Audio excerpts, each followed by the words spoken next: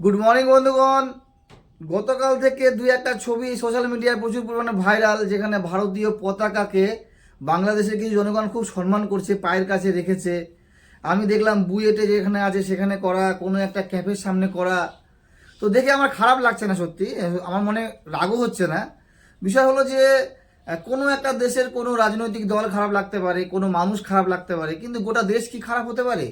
বাংলাদেশে যা হচ্ছে সব কিছুর পেছনে বলছে নাকি ভারতের দোষ।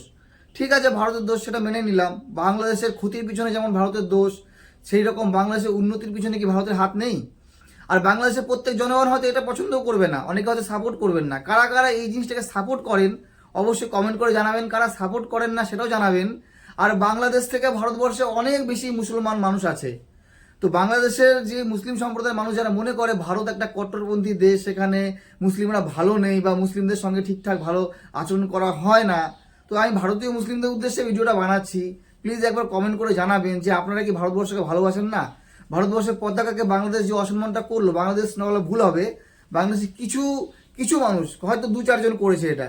তো তারা যেটা করেছে তারা কি ভালো করেছে? আমার কিন্তু খুব একটা ভালো লাগেনি, মনটা আমার সত্যি মানে কেমন যেন লাগছে যে এরকম কি সত্যি ভারত কি এরকম? ঠিক আছে, আর কি আপনাদের মতামত জানাবেন। তো ইউনিভার্সিটিতে শিক্ষা তো হয়তো এটা দেয় না যে একটা দেশের পতাকাকে, এটা ভাই আমাদের ভারতবর্ষের স্বাধীনতার একটা সার্বভৌমত্বের একটা প্রতীক, সেই প্রতীক চিহ্নটাকে এইভাবে করা হচ্ছে। ঠিক আছে, কোনো একটা বিশেষ মানুষকে ভালো লাগলো না, তাকে নিয়ে করা যেতেই পারে, প্রতিবাদ করলেন, কিন্তু এইরকম হবে আমার মনে হয় ভালো হয়নি জিনিসটা। কি হবে ভবিষ্যৎ